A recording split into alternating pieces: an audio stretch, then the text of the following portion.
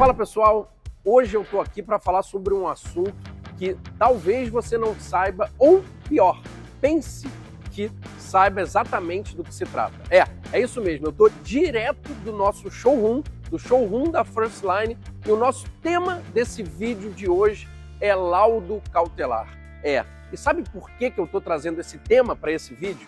Porque, infelizmente, uma das coisas que eu mais tenho visto em todo o Brasil são pessoas comprando carro só porque os carros têm laudo cautelar aprovado. E aqui eu já pego esse gancho da aprovação para dizer o seguinte: aprovado por quem? Aprovado para quem? Qual é a regra? Se está aprovado, tem que ter uma regra que justifique a aprovação ou a reprovação. Mas o ponto é que justamente não tem regra. Laudo cautelar é um serviço de muita validade, mas não é um serviço regulamentado. Indo um pouquinho além e sendo um pouquinho mais claro, laudo cautelar é um serviço que não tem lei, que não tem regra, que não tem certo ou errado. Por exemplo, se eu pego aqui um guardanapo de papel e escrevo laudo cautelar, isso tem validade como laudo cautelar? Tem. Até porque não existe nada que determine que possa ser feito num guardanapo de papel, não existe nada que determine que tenha que ter 15 fotos, 2 fotos, 3 fotos. Então, esse é o primeiro ponto que eu quero falar com vocês. O laudo cautelar é sim um serviço muito importante, mas antes de tudo é importante que a gente saiba o que ele representa, o que ele verifica. Por exemplo, num carro como esse aqui, ele vai verificar se o carro já teve alguma batida, algum retoque. Isso é importante? Claro, é muito importante. Então ele faz essa avaliação física do carro. Lataria, batida, retoques, longarinas, a parte estrutural do carro, justamente para nos contar se esse carro já sofreu alguma colisão, se ele teve uma batida pequena, e isso é importante, eu repito, é claro que é importante. Além disso, ele verifica também a documentação do carro. Se esse carro já passou por leilão, se esse carro já teve, por exemplo, sinistro, roubo, furto, se está com IPVA em aberto, se está com licenciamento em aberto. Então, coisas que são muito importantes. Mas o ponto aqui que eu quero chamar a atenção é que só isso não basta. Por exemplo, um laudo cautelar não verifica o proprietário do carro.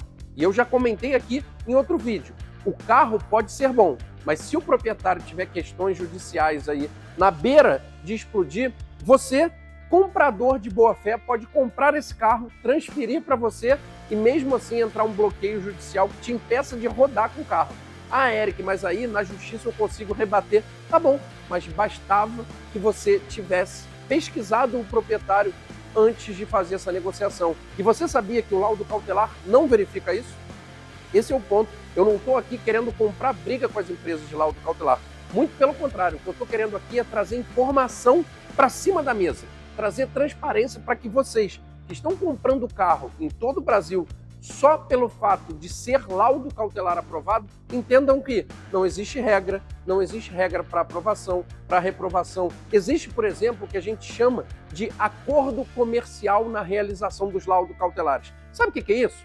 Quando uma concessionária ou uma revenda, por exemplo, faz muito laudo cautelar com uma empresa, ela estabelece os critérios. Então a gente já viu casos em que ela, abre aspas, obrigava as empresas de laudo cautelar a reprovar certos tipos de veículo para que ela pudesse pagar menos nesses veículos na entrada e poder fazer depois a venda como laudo aprovado, porque aí é feito um novo laudo nesses carros. E outra coisa, não existe essa história de que uma vez feito um laudo reprovado, isso vai ficar gravado no Detran.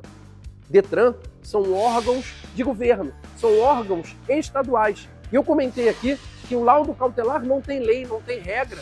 Então, nunca, em nenhuma hipótese, vai ficar registrado a informação do laudo cautelar junto de qualquer Detran de qualquer estado.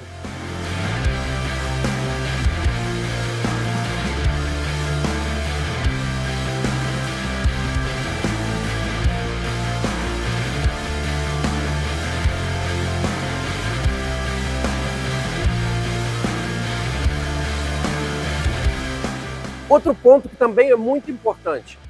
Eu comprei um carro com laudo aprovado, se acontecer algum problema, a empresa de laudo cautelar ela vai ter que me pagar o carro? Não.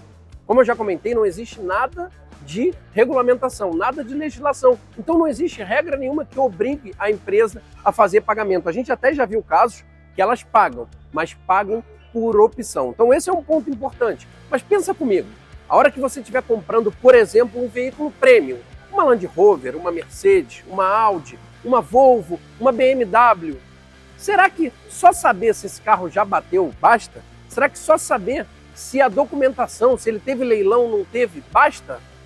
Será que não é importante entender o estado real do carro, coisa que o laudo cautelar não faz? Entender, por exemplo, se a suspensão está danificada, se um diferencial aí está com problema, se a gente tem algum tipo de problema no câmbio. Eu lembro, o laudo cautelar nem liga o carro. Será que o câmbio está legal? Será que a gente tem alguma falha grave de motor?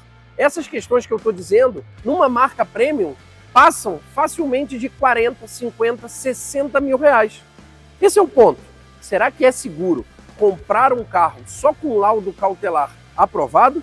Ou será que fazer uma inspeção muito mais profunda é o que a gente precisa fazer?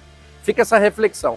Se você gostou desse conteúdo, deixa o seu like, compartilha para quem gostaria de ver conteúdos como esse e siga nos acompanhando para mais e mais conteúdos tão legais quanto.